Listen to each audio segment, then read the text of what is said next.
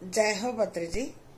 మన light body activation వల్ల మనం విశ్వ మూలాలతో ఏకీకృతమైనప్పుడు ఆ తేలికపరచి ఎక్కడైతే శరీరాన్ని భారరహితం అవుతుందో దాన్ని తేలికపరచి విశ్వమూలంతో కనెక్ట్ చేస్తుంది. దీన్ని చేయడాన్ని పవిత్ర జామితిని అంటే దీన్ని పవిత్ర జామితి అంటారు. దీన్ని మెర్కబా అంటారు.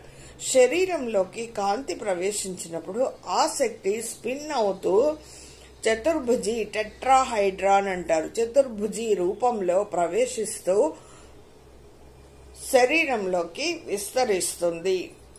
మరి మెర్కబా అనేది ఒక ఖచ్చితమైన రేఖాగణిత క్షేత్రం.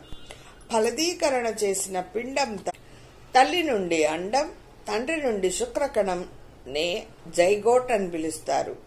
ఈ జైగోట్ యొక్క మొదటి 8 కణాల నమూనా అయిన ప్రైమోర్డియల్ సెల్ నే మెర్కబా అంటారు. అసలు మెర్కబా అంటే ఏమిటి అంటే ఇది అర్థం అన్నమాట.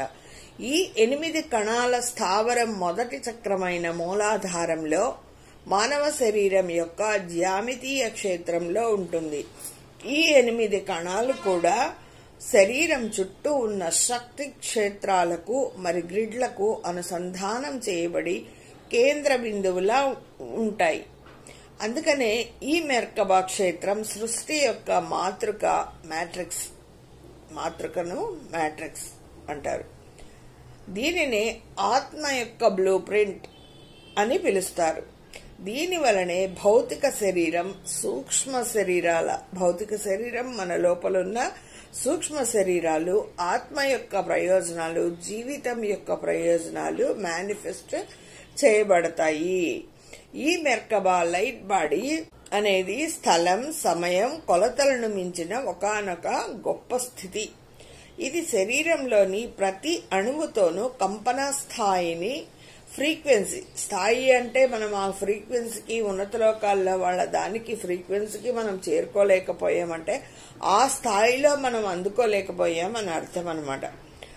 ఫ్రీక్వెన్సీ పెంచుకొని నిర్దిష్ట ప్రతిధ్వనిని ప్రతి కణంలోనూ యాక్టివేట్ చేసుకుని దేవుని యొక్క పునరుత్పత్తి అంశంగా శరీరంలో కనెక్ట్ చేసుకుంటుంది. ఇది జాగ్రత్తగా విని పట్టుకున్నామంటే డిఎన్ఏ అంటే ఏమిటో మొత్తం తెలిసిపోతుంది మనకి.